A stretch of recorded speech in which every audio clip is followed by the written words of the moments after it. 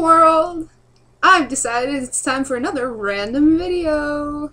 So, have any of you ever wondered, and I very much doubt that you have, what the different parts are of a flute, how to take care of one, and all the basics of it? Well, the first thing you should know are the different types of flutes and what the differences are between these and what makes them different. So the first thing you need to consider when buying a flute is the head of the flute. Yes, that is right, the head of the flute. Now these come with lots of different kinds. There is nickel, which I would recommend for beginners because you have a tendency to dent up your heads. You hit them on things. You just do. So just get over it and get the nickel head. For those of you that are more advanced, there is also nickel, which is silver plated, which is actually what I have. It's a good sound quality for not a lot of money.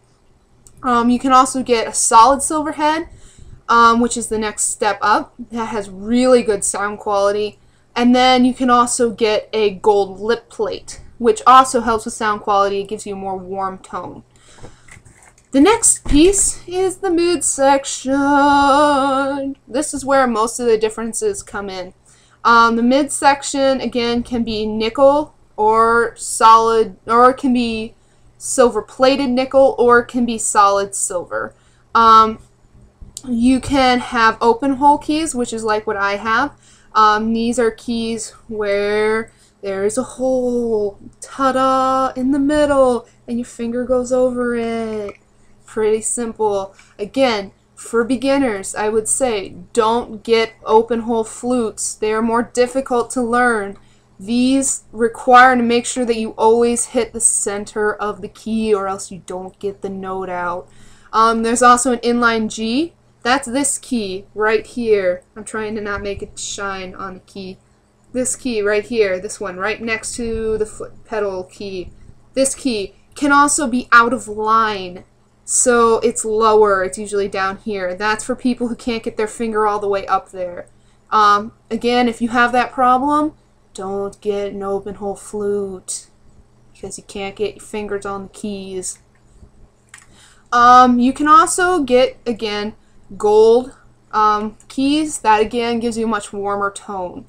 A big thing to remember with keys is to make sure that you don't screw up your pads. So that means you clean the inside, like a lot. Every time you play, get the spit out, because if it gets on the pads and dries there, it's going to screw with your pads. It's going to warp your pads, and then air leaks out of them and it doesn't get a good sound.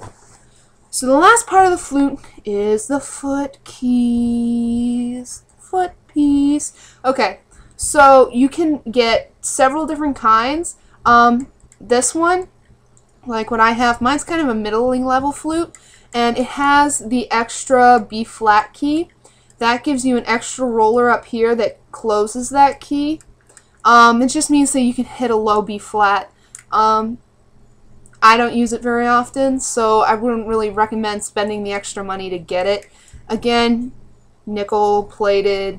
You can get nickel with silver plated, silver. These keys doesn't really matter. These are just, you know, extra keys. They most often help you get low notes and like E.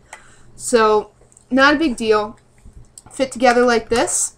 When you put it on, a lot of instructors will tell you to line up this part right here, these keys.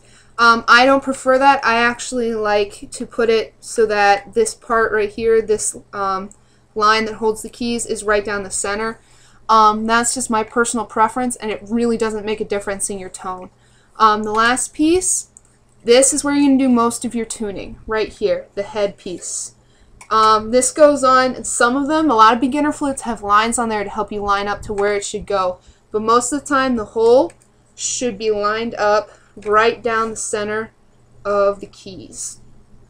And that helps you line up your flute so you get a good tone. How you adjust: push in makes it more sharp, push out makes it more flat. Don't pull it all the way out, obviously. Makes it more flat. That just changes how long the sound waves bounce around inside the flute. The longer they stay in the flute, hence the longer the instrument, the deeper the sound is going to be, hence the more flat. And that's going to change based on the temperature of the room you're in, whether you're playing inside or outside, the time of year. I mean, all that sort of stuff matters. So there you go. That's the basics of what a flute is and what you should worry about when buying one. Hope I was helpful. Bye.